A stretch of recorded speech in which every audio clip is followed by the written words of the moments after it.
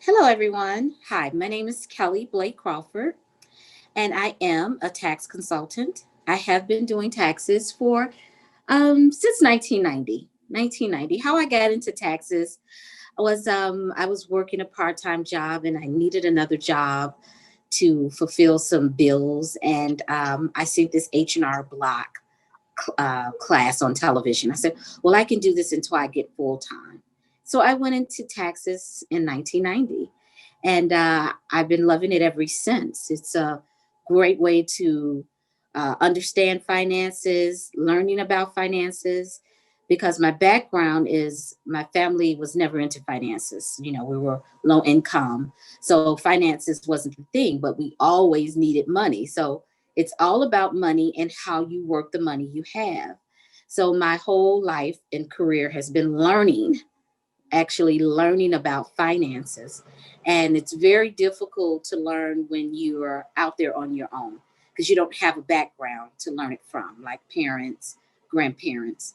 As you know your history, you'll say my history was my grandparents, they didn't have finance education, or my grandparents never had it. So then therefore you're just left out to the wolves to try to learn it. And then therefore you don't learn it properly or never learn it, and you just work, and that's it. And you just figuring, oh, I just never can get ahead. I can never catch up. I just don't know. So I really got into it. I really started learning. I really started practicing. I really started putting myself around people that talked about finances. And so that's what I did. So I've been doing it. I started my business in 1996. I worked for Block for about 4 years for the tax season. And after that, I became a full time driver at UPS. And then I started doing it at my home for friends and family, income taxes for friends and family. And after about 2003, it was a while. It was about maybe 8, 10 years. I left UPS in 2003 and I started taxes full time. And it was a long journey to learn. It was a long journey to learn about finances and trying to have a healthy financial life. So hopefully I could give you some tips that you won't have to wait until you're 50 to figure out how to do it, or never learn how to do it. And you're just stuck. You're just working.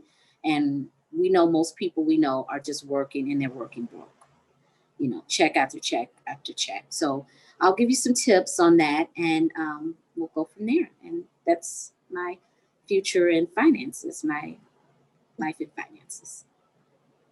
Perfect. Thank you. I like that there were some themes that you hit right off the bat, that these can be generational things that people experience, and that it just because it happened to your parents or your grandparents doesn't mean that that's the way that you have to move forward. So definitely, I appreciate that. The first question we have for you is, what are you most passionate about regarding having healthy personal finances? Now, I looked over the questions, and finances is very difficult for Black and brown people. It's like we hide it. We don't want anybody to know we don't have money or how to work finances. So we kind of ignore it. We kind of ignore it. We're just, oh, I work, I can, I pay on my bills or whatever the case may be. And you're struggling in silence. So one of my passions is to try to tell the truth about your finances to yourself. I mean, it's not telling it to others. It doesn't matter who else knows, but about yourself. The whole passion is being truthful with yourself and with your partner, if you're within a partnership with your husband, your spouse, and even with your children. We don't tell our children our financial truth. I can recall my son growing up, and he was like, I can never have as much money as you. I didn't have any money. It was a pretend. I always did it. I made things happen, but I was living from check to check, stressed out. So one of my passions is, and I know people just look at it like, oh, budgeting. We gotta understand what finances is, and it's all about budgeting. So you gotta live within your means. So you put a budget together saying all these things, this is what I need to pay for. Do I make enough to pay for these things?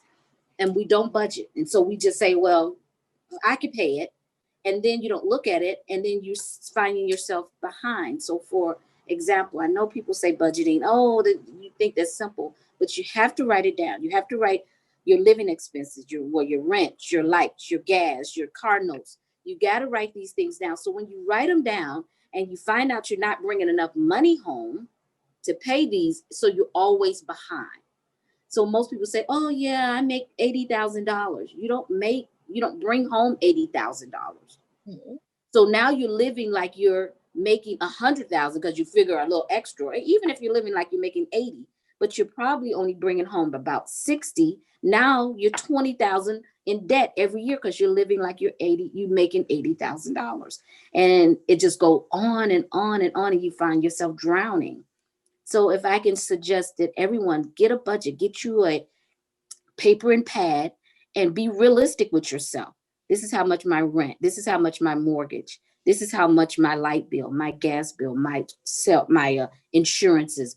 Add those things up, and then what you bring home, not what your W-2 says, and see if you can afford those things. So if you can and you're just barely making it and you only have a little left over, you're going to always find yourself in debt, because of course it costs to go to work, it costs to be entertained, it costs for those things to keep up your household, to keep up your personal needs, and we don't put those in our budgets. And then we find ourselves in debt month after month after month until you're drowning. So I'm really passionate about budgeting and writing things down. You got to see where you're going. If you don't, you're just going to be going blindly. And I found myself learning how to do that. And the more I learned, the better it was. It was like, okay, this is where my money's going. I'm like, where's my money going? And this is where my money's going. I'm not watching it. So if you don't watch it, who else is going to watch it for you?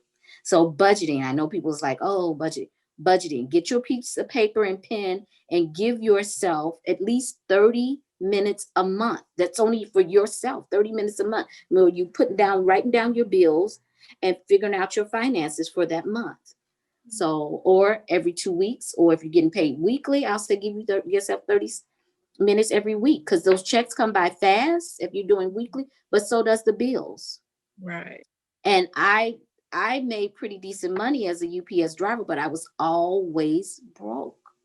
And that was being realistic. I was going from check to check to check. One check is the mortgage. The next check is the car note. The next Right. check is the light and gas. The next check is some food or something. I'm behind because here come the mortgage again.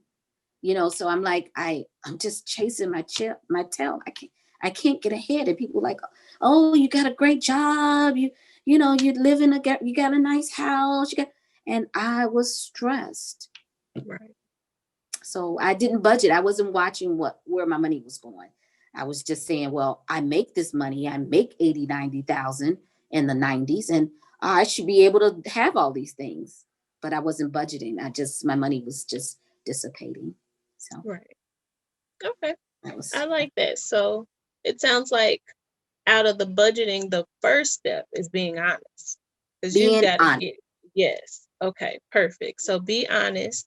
And then the writing things down is kind of like your check or your accountability, because you, like you said, you might think, or you have this idea that I make 80,000, I make 90,000, or I make 50,000, whatever it is. So you think you can just spend it all and that's fine. But in reality, that's not it. So if you're writing stuff down, or you're looking at your ledger, however you're keeping track of it, you're able to say, maybe that was unnecessary. Maybe I can cut that out a little bit or so. And so, yeah, I think that was great.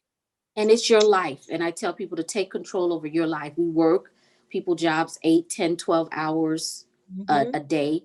Give ourselves time to deal with our finances and where we want to go. So, Okay, yeah, perfect. I love that answer. I wasn't expecting budgeting, so thank you. that's a passion of mine. I am Yes. passionate with budgeting. I just got married 6 years ago, and I'm trying to teach my husband, and he's just like, I said, write it down. You got to write it down. I just don't have, write it down. And you Right. don't write it down. And so it just dissipates. You like, okay. So Right. Where did it go? Exactly. So that accountability comes in. yes. Okay. Well, perfect. Well, thank you. And so our next question is, what does it mean to you to have good or healthy finances, which you kind of tapped on a little, but if you can go into more detail.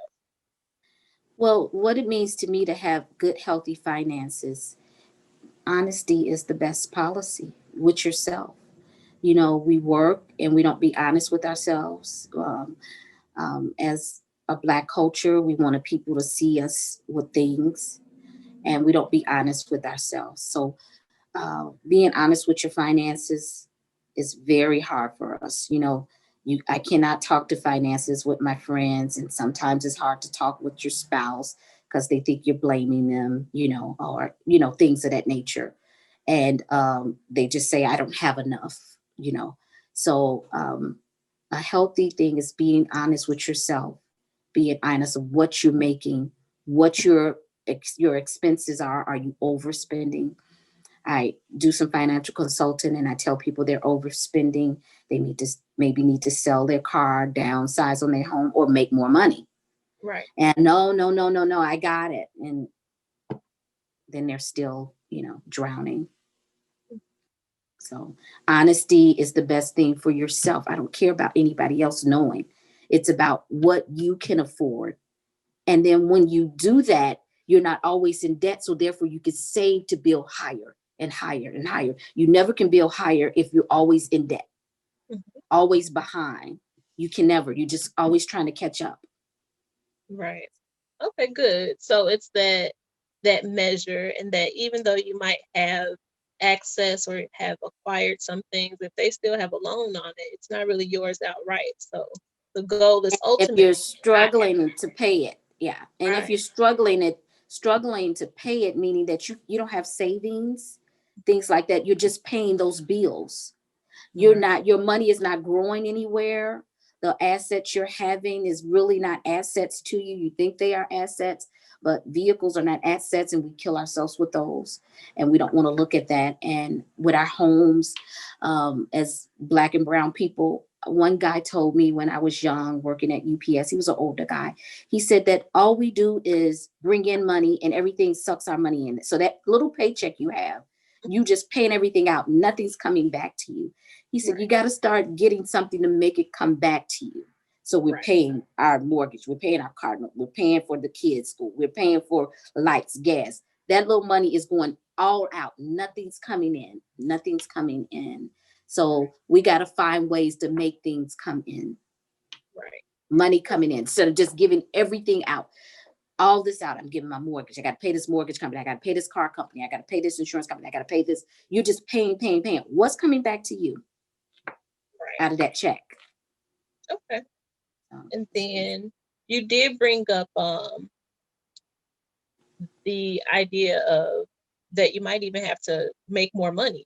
So if you're honest with yourself and you look at everything and you don't see that there could be a change, then the idea of making more money is not necessarily just go get another job either. There's other ways to find streams of income. Absolutely. And that's my thing. We have to get a side hustle. You know, I've always had a side hustle. I've always, because I knew the job could let me go at any time. I always needed extra money. So I always did little things. Oh, I'm going to do nails. Oh, I'm going to sell pictures. Oh, I'm going to do this. Oh, I'm going to do taxes. I needed that side money to help me, Right. and to build a business with that, or try to build a business with that. And sometimes we, as Black people or families, we don't cooperate or can't, Right. and we don't build anything. So all we do is work for other people, Mhm. and we just work and work and work. And so we don't build anything. So I was always wanting to have my own, or always having something on the side that I can fall back on if this person I'm working for, or company I'm working for, say, no, we no longer want to give you this job and take it away from me. Then now I can find some way, because United States is a land of milk and honey. You can make money on your own business, and having your own business is the thing. You have, I learned this a long time ago when I left UPS. It was kind of scary because people were saying, oh, you're going to leave that great company. You've been there for so long. You're making good money. I said, if I can make $90,000 for them, but I've been working there 16 years, I'm making $90,000 for them. I can make that for myself. I'm Right. giving them almost 15 hours a day. I can make that for myself with my business. I can build it. I'll have time. I'll have time for my family. When I was working, I never had time for my son. I was never at home. And I was like, well, I don't want him to be poor like I was. I don't want to be on public assistance. But I did him no justice because I was never home. He said, you was never home with me. Mhm. I was always working, and I always had to work two jobs. And then when I got the full-time job, they wanted me there every time. So it just defeated the purpose of, oh, I Right. don't want him to suffer and be like me, but he suffered in other ways. So Right. when you're working for these jobs, they suffer in other ways. And generally, you can't pass that job on to your kids, but your business you can Right. if you want to. So always get a side hustle so that you can have some fallback. Try to have some fallback. We got to learn how to have some fallback. And I know it's very scary because of our history. We were trained to work for other people. Right. So we're saying, oh, I can't live without this check. Mhm. I can't do it. Right. It's not going to happen for me. A job is not, a business is not going to happen for me. Oh, it gets too slow. I can't live without. You're not really living with the check because you're living from check to check to check to check to check. Exactly. So Okay. Well, thank you. So it looks like the next question then was what types of things should people acquire as assets to put them in a good position long term? Kind of that legacy that you were talking about and passing along. yes. So one thing I learned as well, and we don't want to look at it because people want what they want. You know what I Hmm. mean? So I purchased my first house when I was about 25. So it's like I need some place to stay. We're living in these old raggedy buildings, and I was fortunate to get one. That Right. one, working hard. It was a very moderate home, and I purchased the home. But when I was working at UPS, one of the guys say, homes just suck your money up. Hmm. It sucks all your check up. It gives you nothing back. Hmm. So if you're gonna have a home, you need to start a small business in it.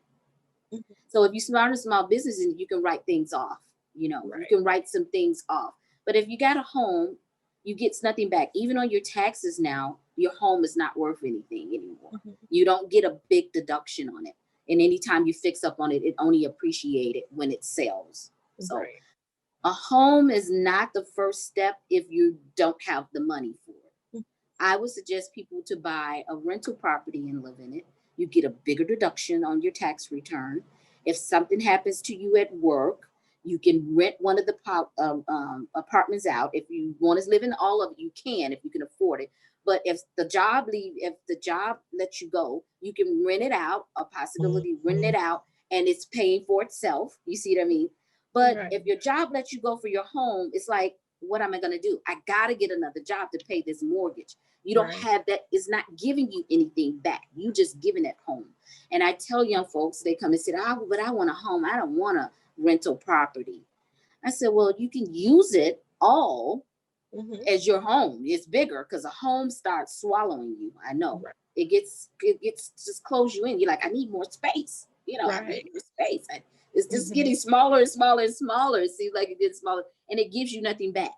On your Right. taxes, you don't get deductions. You don't get a big deduction, or if you can take a deduction, the way they did the tax rules now, if you Hmm. could take the standard deduction is bigger than Right. what you paying in interest rates because interest rates are low and taxes are tapped at 10,000. So your standard deduction is bigger if you're Right. 18,000 head of the household, 24 plus if you're married filing jointly. So you can't even use your home. You get Right. nothing back on that. And if you're making money, if you're making 80, 90,000, it doesn't matter. You don't get earned income credit. So you're not really getting anything back if you have kids and things like that. It's like, Right. I'm drowning, here they take all my money in taxes. And at the end of the year, I'm getting none of this back. It's very Hmm. hard for me to get these things back. You know what I mean? Right. So I tell people first, get something that's going to help you pay something off. Just don't keep giving your money to everybody and nothing's coming back to you. And so they like, oh, I don't want to do it. And then they get the house and then they come back to it. This house is killing me. Yeah, I know. Because now you didn't figure out that it's just not going to be the house note. It's going to be the taxes. It's going to be the insurance. And you got to fix it up. If you don't fix it up, it's going to go down. So you're not going to appreciate it at all. You don't put any money in it. It's just going to depreciate. So one of my big things is how you're going to do your living expenses. You know, if you're going to get a home, or do you want to do a rental that's going to give it back to you? You can use it all for yours, you know, or you can use it when you're down and out. You can rent it out.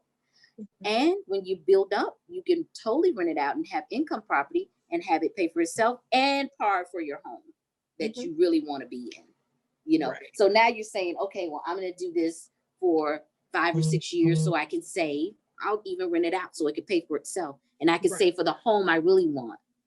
Or I can put savings up. You know, I'm not just giving all my money away. And that's one of the assets that we really make a big mistake in, buying that home. And it's just taking all your money.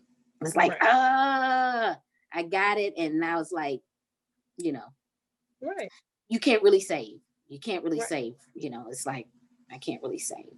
So that's a big asset to do. And so that you can save, you know, so that you can save money. It's hard to save when you're just paying bills. I know people, I can't save. You can't save because you're always behind. You got too many bills. You're not watching where your money go. And so therefore you cannot save. So saving is not one of my big things. One of my big things is making sure that you're getting money back. You're not always giving it out. So getting you a side job so that you can not a side job, but getting you a side business so you can start writing things off your vehicle, part of your home, if you have a home, things like that, different things for your business. You can write those off to help you get some of the money they took out of federal taxes for you. So that'll help. That'll help some, you know, that'll help some, because even with a business, you're not always taking a loss. So it won't help all the time. Okay. That's one of my things, to look at your housing situation. I wouldn't always suggest a house. Okay. So making sure that you evaluate what's better for you at that time, because like you said, if you're in the position where you can afford to get a house, you can afford most times to also get a rental property. And if you can get a rental property, like you said, you're able to have your tenants potentially pay your mortgage, and you're living free while you're able to still work and put money aside. Do you suggest anything about like investments or acquiring? Well, I do, but first of all, before we invest, I would suggest that we get our budget together, and then we have a savings that we can have, that we can touch. Investing in stock and things like that, that's extra money. If you don't have a savings that, I at least have 3 months, at least 3 months of my bills. So if your bills come out to $3,000 a month, or whatever the case may be, you at least need to have 3 months, at least 3 months. I would say 6 months, because if you get out of a job, it's going to take a while to get things going. First, build that up and put that in a savings, and maybe give you a little interest or something, and don't touch it until you get that saved up. Then all these stock and dividends and all these things, bonds and stuff, is not going to help you any. You want to be able to have something tangible that you can touch. So I believe in saving first before you go into buying stock and things like that. Get your budget together and then start saving. So something happens, you got a home and your furnace go out and all of this and that. You're like, oh my God, I got to put it on the credit card. Or if they take a credit card, or I need $10,000 to get my furnace fixed, I don't have it. But if you have that savings set aside, you can say, I could do it, and then I can put it back. I can pay myself back. You see, some people, they work all the time. They work all the time. And if they get a flat tire, they don't have $200 to get a tire. And it's like, wow. And I've been there. I've been there before. I'm working and people, you making good money. Something happens and I am drowning. And I have to drown by myself because now I'm too proud to ask anybody because they think you got something. You know what I Right. mean? You think you Right. got money because you got the house and you got the car and Right. you come around with fancy jewelry or something on. I don't know, but they think Right. you have something. And I wouldn't give anyone anything as well. I had a girlfriend that she bought her a new Nissan a while back, Mhm. about 10 years ago, and push button and stuff. You open the door with the push button. Right. And then she called me a few months later, told me she couldn't pay her light bill. Now all our kids are grown, things Right. like that. She needed $400 or $500 to pay a light bill. I said, no way, you got this new vehicle, you Right. work every day. No Right. way. No way I'm going to give it to you. Right. And no way I will ask anyone if I have assets that I can get rid of to pay my bills. And I'm a real stickler of that. If I got 5 or 6 televisions up in the house, because most of us do, Right. different things, jewelry or something, I'm going to go get rid of that before I ask you for anything. Right. That Right. makes sense. You see what I mean? Right. Because you Let have me, stuff, and the reason that you should be acquiring things is that they should have some type of value to give back to you, not just to be there for show. And yes, if you run into an emergency like that, you're able to then liquidate it and then turn it into the cash that you needed, because yes. obviously it was too much.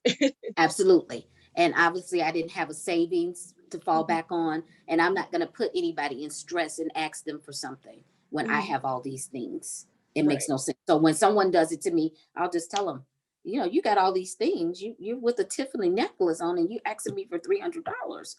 It Right. makes no sense. That'll be a no. Mhm. And we can't be scared to do that anymore. You got to find. I used to just give. Mhm. Oh, my kids, oh, my this, my that, and I give and I don't have. Right. Because you might get a little bigger paycheck or something. You give and you don't have.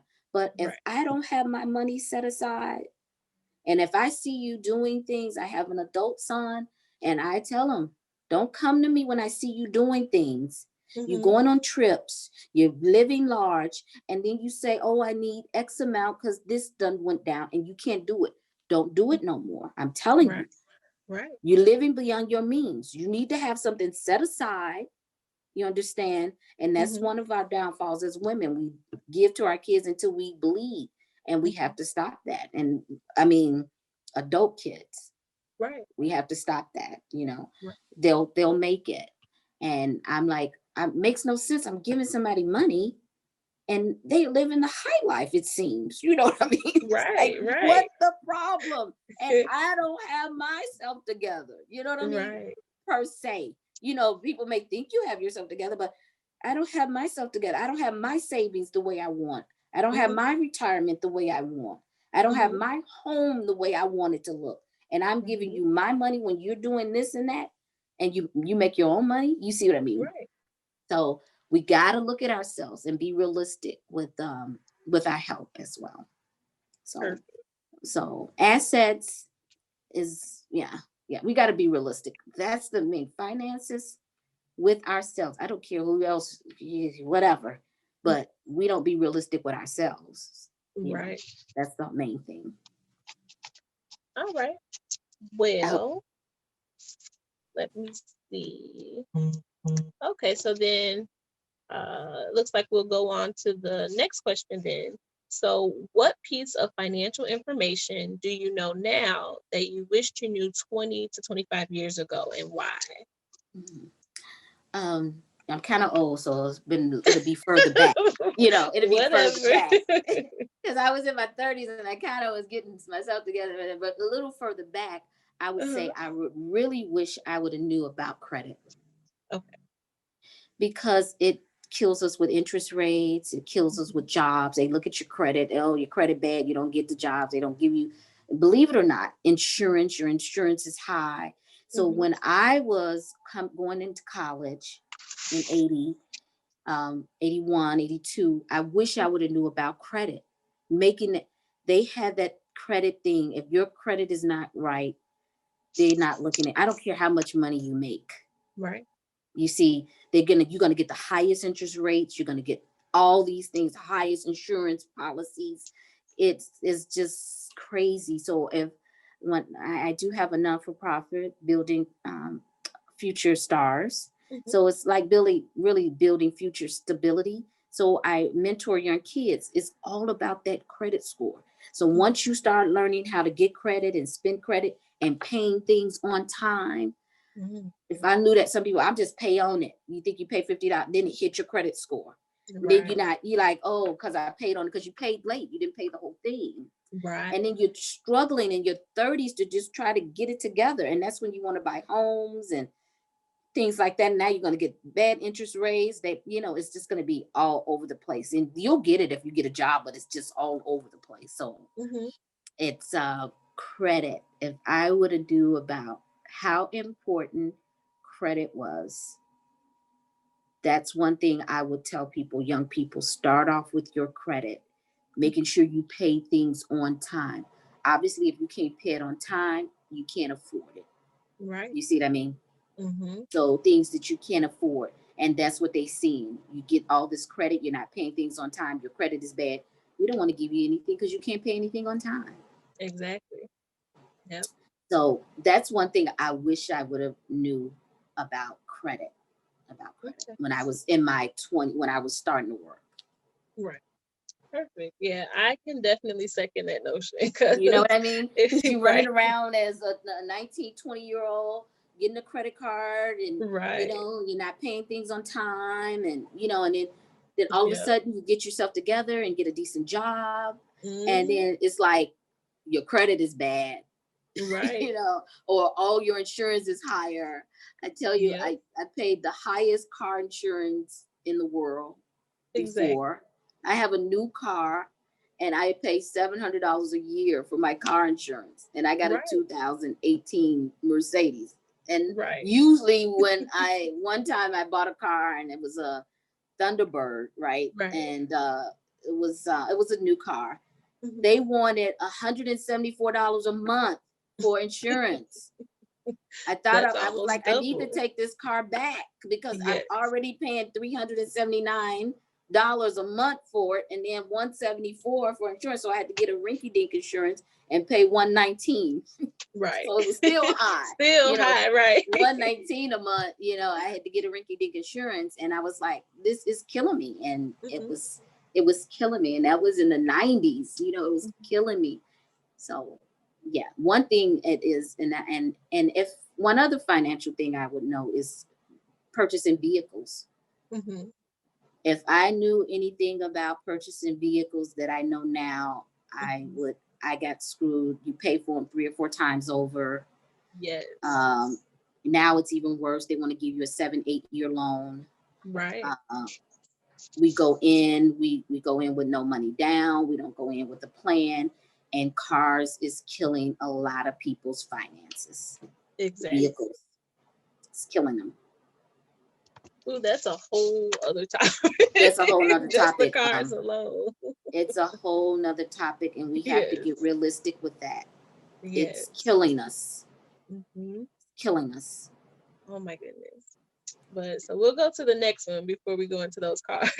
But the next question we have for you is, in your opinion, what is one thing everyone should do regardless of their financial standing or position? Like you had mentioned that, some people might say that they can't do certain things that you might require or might, things that are needed to have healthy finances, but they say they're not in the position to do it because they don't have it. What do you think they need to sacrifice so that they can absolutely do that? They need to sacrifice being realistic with themselves. Simple as that. I have people Mhm. that's making 30,000 and they're living great. I have people that's making 150 and they're losing their homes, losing their cars. They're overspending. They're not looking at their finances. So it's no such thing as I can't. If you're working and if you have an ability to do some things in life, you don't have disabilities, you know what I mean? You can get out and make things happen for yourself. So if you're working or whatever the case may be, you live within those means. Right, So when you say you can't, you didn't even look at it. So I right. had a family member used to say, I just can't make it. It's bill after bill. So when we sat down, you're overspending on your hair, Mhm, you're overspending on entertainment, you're mhm, overspending on your rent. You can't live in that area or mhm. whatever the case may be. Right. You just like, oh, I make this and I just spending and spending. You're overspending on everything. You know what I mean? Mhm. And of course you can't. So if you're making 20,000, you got to live in that $20,000 means. Doesn't mean you Right. have to live bad. Mhm. You understand what I'm saying? Right. You know, it Right. doesn't mean that you have to live bad. You can have keep your place clean wherever place you live. You Mhm. understand? But you don't have to live bad. You don't want to make 20,000 and have a $700 car note. Not at You see what I all. mean? Because I want this big car. You see what I mean? That's all your money going to the car note, for Right. instance. Um, you can always do it. You just got to live within your means, and you got to understand where your budget is and what you're Mhm. bringing home, Right. and then cut back to that. Mhm. You got to scale back, or you got to go out and make more money. Right. Oh, that's And that's key. the realistic thing. Oh, if I want to live this high life, I got to go make money to live this. Right. You got There's to be nothing able wrong to with that. afford it and afford it. Absolutely. And if that's what you want to do, that's great. Go and do it. But don't come and say, oh, I can't do this. I can't do this. Or come to me. I'm behind. I'm behind. Well, I don't know what to tell you. You Right. got to live within your means. Live within your means. So, All right. I definitely appreciate that. yeah, we got to uh, look at it. If I can tell anybody anything, get that paper and pen. This is the first month of the year, January. Write down everything. Is your life. Write down your bills, my right. mortgage, my car note, my insurance, my water bill, my whatever bills you pay. Write Right. them down. Then see how much is that. How much do you bring home? And then you got the stuff that you got to take care of. I got to go to work. I got to buy food for my house. Right. We don't look at those things. We look at the lights and gas, the food for our house, the things of that nature. I got to put up this to fix this in the house because you got Right. to do some things. And then you say each month, all Mhm. our bills come out to $5,000. That's Right. too high because maybe we're only bringing home altogether 5,000 after they take all our Exactly. taxes. We're right on the edge. We need to cut Right. back, Mhm. for instance. Right. Where are we going to cut back? We need to cut back. We need to look at our insurances. We need to look at, I tell people, you get escrow in your homes, you need to look at that insurance because they continue to go up and up on you. Every year. Separate it. Mhm. Separate your insurance, separate your taxes. All you're doing is paying for your home. You got one bill that you can pay for your insurance once a year.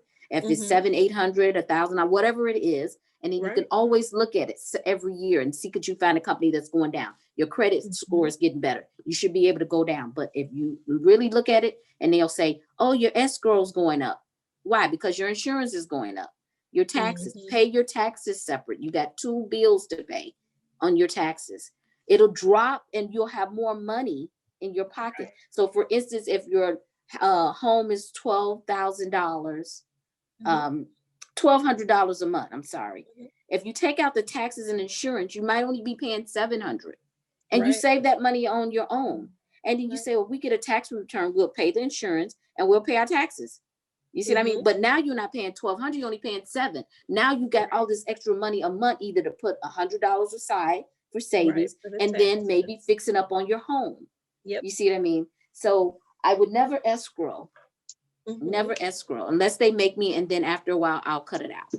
Right. Because sometimes you purchase a home and they make it. After that, I Right. will call and say, I'm taking my insurance out and I'm Mhm. taking my taxes out and I'll pay it on my own. Right. And an important part about that is if you get to that point and you're able to do that, that your money that you have on the side to pay for those taxes can be making you money off interest. Yes, But the absolutely. bank is the lender who's ever keeping it in escrow for you are making the money in the meantime. So if you get it to Absolutely. yourself, then you can get those couple of dollars here or there, and then that'll be your own money making money for you. And you can always control your insurance because the insurance companies will continue to go up on you while you got Mm-hmm. it in escrow. So I Exactly. do not do the escrow unless I want that home and they make me do it the first year. So after that, I'm going to Right. cut out. I'm going to say, no, I'm Mm-hmm. going to do it myself, cut escrow out. Exactly. But you got to have your budget together and make sure you paying attention to this. Some people, I just don't want to bother with it. You don't want to Mm-hmm. bother with your finances.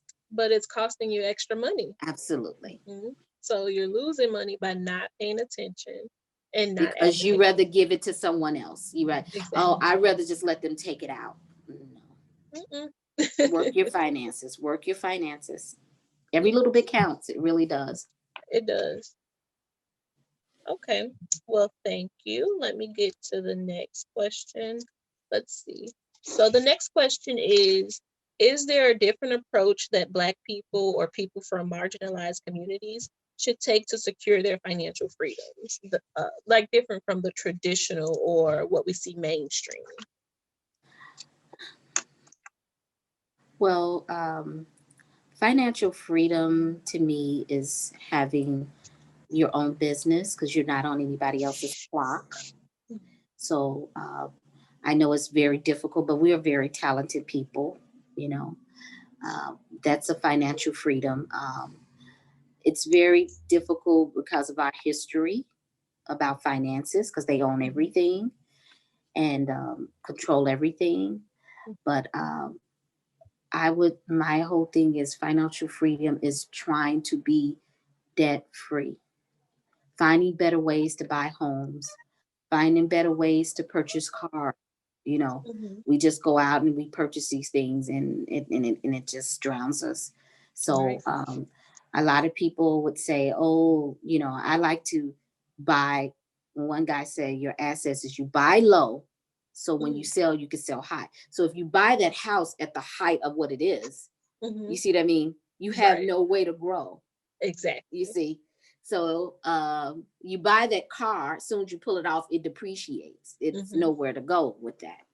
So you want to find ways to not do that. You want to Mhm. find creative ways to not do that. So when I want to buy a home, I'll buy a rehab and buy Mhm. it out, and then I'll fix it up little by little. I don't have a Mhm. note on it. I'll just Right. fix it and fix it and then my home is outright. All I have to do is pay the taxes and insurance and water, things like Right. that. So people, I don't have the money for that. I don't have the ability to do that because you have too much financial things that you have to pay for. You have never enough to save. So Right. you got to pay all these bills. You don't have any Mhm. money to save for doing that. You got to Right. pay your mortgage. You got to pay. So if you bought a rental property, if the rental property was paying for itself, you have money to set aside to say, I want to buy me a home in this area. I'll buy it at low and then I'll fix it up little by little because Right. you're not paying a mortgage. The mortgage is Exactly. one of your biggest debts.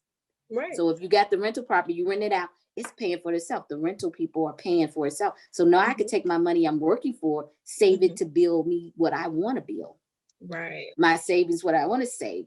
Other than that, you're just spending all your money out. So you have to Right. find creative ways to get what you want instead of just buying it and just like, oh, now I'm in debt with them for 30 years. Right. You see, or I'm in debt Exactly. with a car for 7 or 8 years. Right. You see, and then when that's over, I need another one. I'm going to be a debt again. Again. Mhm. Yep. It's So a it's cycle. like, well, why won't I just go out and purchase me a $10,000 car? I'm done with it. Mhm. Oh, but I want this new car. I need this. I need that. I need this. I need that. Okay, Mhm. well, if that's what you need, you're gonna always be paying, and Exactly. you're not gonna find yourself being able to build. Right. You know, you're not gonna find yourself to be able to build. You're just gonna be spending all your money. So you gotta find creative ways to. And all my ways are not perfect ways, but it seemed like it works for me. Right. Finding creative ways to not always be in debt. Mhm. I like to pay for things. Some people will say, why would you pay for that car right out? Why would I have a note Why when I wouldn't want you to? though? Yeah, I mean, I don't want a note. I saved for it. I bought a Right. car. I kept my car 10 years. I saved 10 years for my new car. I'm going to Right. purchase my new car. You Mhm. see what I mean? With whatever I have, that's my Exactly. plan. That was my plan. I don't want that note, you Mhm. see. And I would never buy a car outright. I'm always be in debt. Car notes kill you. It Right. stress you out. It Mhm. graze you. It makes your stomach hurt. After a while, you say, I'm paying too much for this car, and you know it. Yes. And now you're dead in the water. You're like, Mhm. I'm sick. I hate this car. Mhm. I You want to know get what I it mean? going, but you need it because you got to get to work or wherever When you you need got to go. that loan, you hate the note.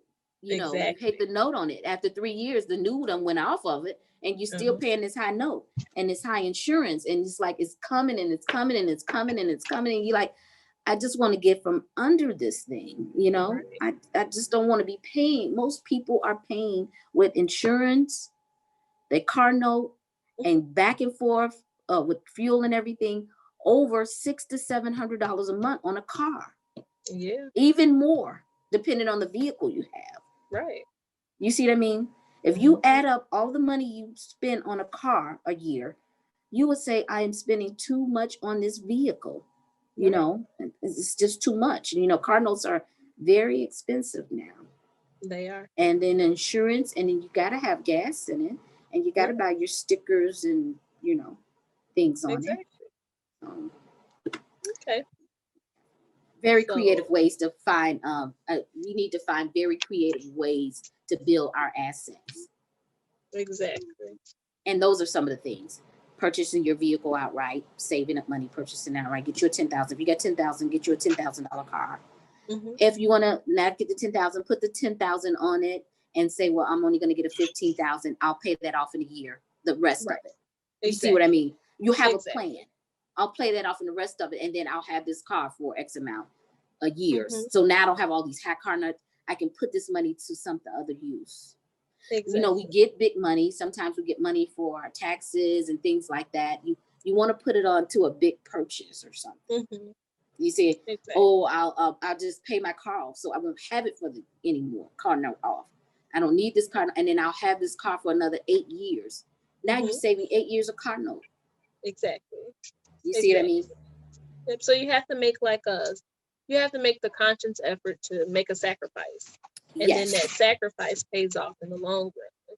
yes, And it's just like, and the money that you have on hand, so after you've done the sacrifice, it provides leverage for you, yes, because if you go into the dealership and you've got $10,000 cash and you're looking at a $18,000 car, it's gonna be a lot easier to talk them down, yes, because you only have to finance a much smaller amount than going in there asking to finance the whole.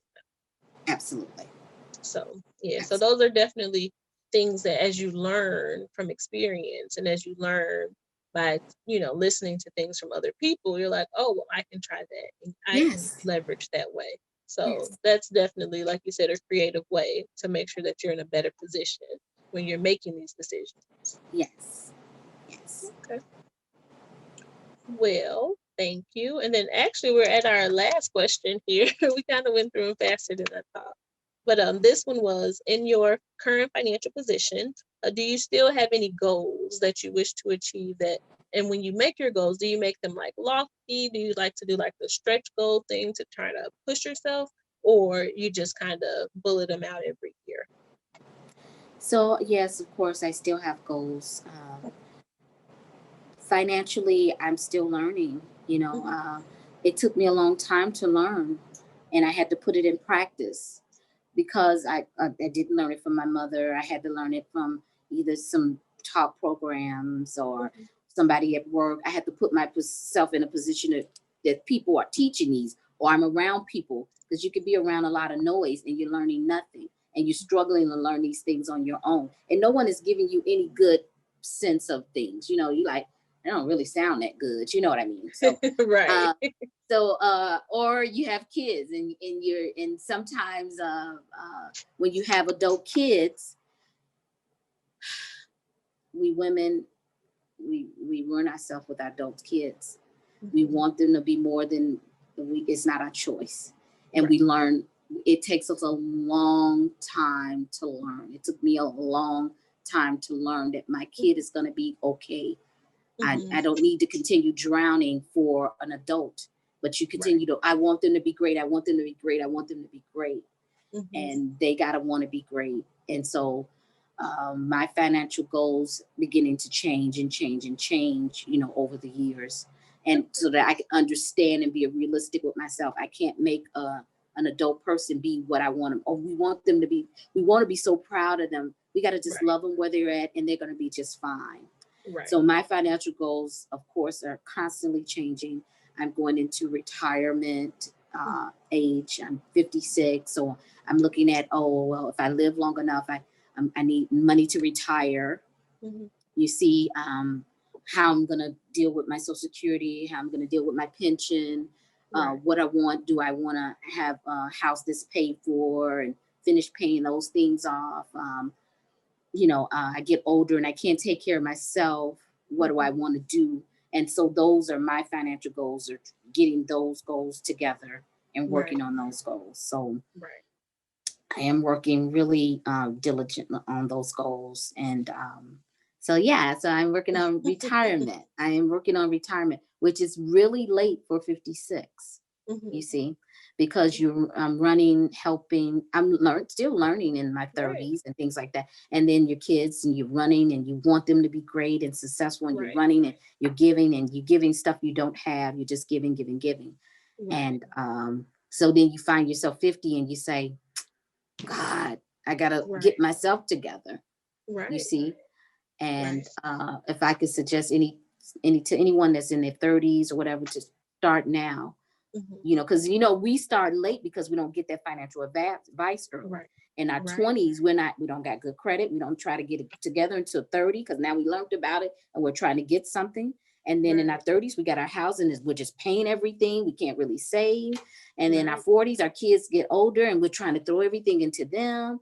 And then you Mhm. find yourself 50 and you're like, "Ah, God, it's like I I'm only starting have this over. much time left. Right. I like starting over." So if you can say, well, let me put some stuff aside for Mhm. me and set some things up for me. So my goals are changing. I do set small goals Mhm. yearly, and I do set 5-year goals. Right. I like to set goals, and I know people say God laugh at you when you set goals, but Right. it's good for me. I like to set goals. So when I Right. say, oh, I got a 10-year goal to buy me a vehicle, Mhm. 10 years ago when I got rid of my vehicle. When I Mhm. first bought it cash, I had $10,000. I Mhm. gave my daughter-in-law my vehicle. That's all I was going to get. So I go in there, oh, you want this new car? No, I just want a $10,000 car. Let me Exactly. find something for that. You know what I mean? So I Exactly. got that. And then I said, from there on, I'm going to hold this car, fix it up, whatever I got to do with it. Right. And I'm going to save every year X amount Mhm. so that I can get me a new car in 10 years. So that was a 10-year goal for my vehicle. You see? Right. So you got to make vehicle choice. Good vehicles will kill you. You got to Mhm. make goals for those. You got to say how you're going to pay for it, how it's going to be Yep. paid. So that was a goal. So now my 10-year goal, I have a 10-year goal that I want to retire at Mhm. 65, which is only 9 years, but 65. Okay. Uh, and so I'm working at that 10-year goal. Okay. So how much do I want to have when I retire? What do Right. I want to do with my business when I retire? Right. Um, Things like that. And I'll still Okay. be a young woman if I'm still here, but those are the 10-year goals. And then Right. within the 5-year goals, I want to reach here, certain Mhm. spots. So I do set my goals. I do set myself goals. Okay.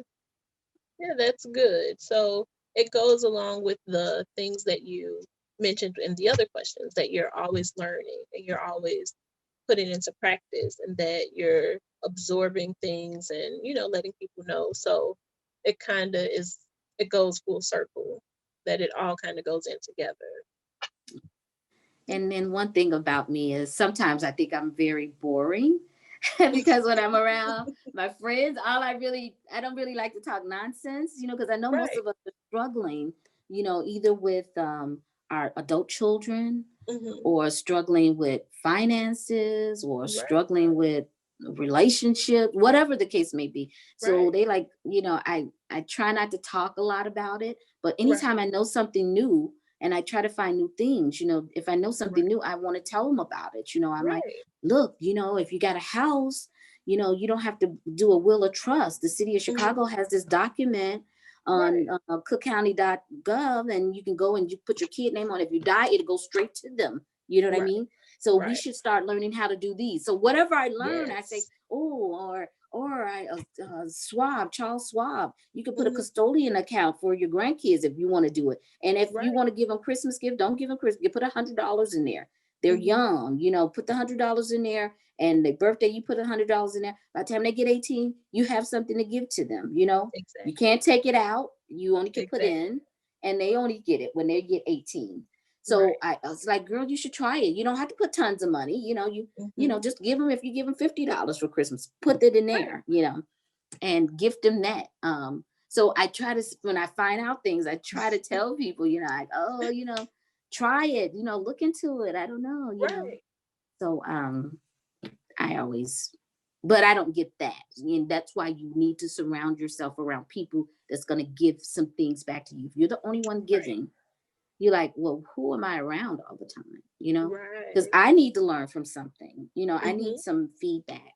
And I find myself not getting feedback from people I'm around. So I go to seminars, Right. watch financial programs, things like that to try to, Right. find things To out. fit that need that you're not getting in your immediate circle.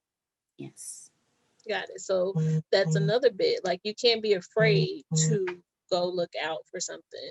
You can't be afraid to, it doesn't hurt any to go sit. When you have a couple free hours, there's a free seminar. Maybe, you can log on like this, or you can go physically, get out the house, a change of scenery. And who knows, sometimes you might end up bumping into somebody that can, change your life with some information, or you all might be like-minded and, open ventures together. You just never know. You never know. And I go to seminars, even when I say, oh, I know these things, but it's Mhm. always something that comes up. And I'm like, oh, I'm glad I came. I'm Right. glad did this starting your own business seminar. I don't care how many ones you go, and you might hear a little something different, or hear someone else idea. And you like, that's a great idea. That's a great concept of how to take care of your finances or how to do things like that. So I Right. always put myself in. I don't always say, oh yeah, I already know that. I don't want to go to that type of seminar. I Right. do. I go to seminars and I listen, and I do that. So I seek out that information. I try to seek out and find places that I can get information and feed my brain about finances, because finances, it'll destroy a family, destroy a relationship, it'll destroy your relationship with your kids. You really, really want to get with your finances. And if you're with your significant other, you have to find a way to go over your finances together. Mhm. Or hear a lot of horror stories about relationships. Oh, she spin or he spin, or they don't do this or they don't do this. It's always a blame game. You know what I mean? Right. They don't do this. They don't do this. They don't. I got to do everything. Right. And I say to myself, getting married late, Mhm. I'm not going to take on everything, because Right. we can be, as women, we'll take on everything. I'll just Right. pay it. Just give me the money. I'll pay it. No, Right. no, no, no, no. It's going to be, you pay this. I don't care if you're late. I don't care. Right. I'm not micromanaging it. You Right. understand? And I do my part. You Right. see, and we'll try to come together every 6 months, if you want to do it once a month or whatever the case may be, Right. which I prefer once a month. But when they don't come to me, or mine don't come to me once a month, I know he has problems. Right. You see what I mean? Right. You've got to learn that those cycles and those patterns, so okay, something's going on. He's And again, it's overspending. that He's not. honesty. Yeah. And I'm not trying to embarrass you. So if you think you Right. got it, but of course, it's just like, your kids. It's like, Mhm. oh, okay, you're trying to hide that from me, but I know you're going through something. You know what I Right. mean? So, but it's a very important, because it'll kill a relationship Right. Yep. real fast. And that's definitely one of the top reasons when you look at those divorce statistics, or you look at even when it comes to when they give the demographics of what's going on as far as like abuse in families and stuff like that. Mm-hmm. One of the bigger stressors is always like finances. Mm-hmm. So it can definitely bleed in and impact other things. Yes, on top of it. So this was a really good talk. I'm so congratulations Yes. on No, your thank you. non-for-profit. And if there's anything I can do to help or Of course. Of course. No, suggest, I really appreciate it. Thank you. Like it all came together. I'm looking forward to typing up the resource list and everything, and sharing that and the tidbits and takeaways. So yeah, it was like, oh, thank you. you're welcome. You're All welcome. right, Auntie. Well, I love you and you have a good one. I love you too, sweetheart. Talk All to you soon. right. Okay. Talk to you soon. Bye bye.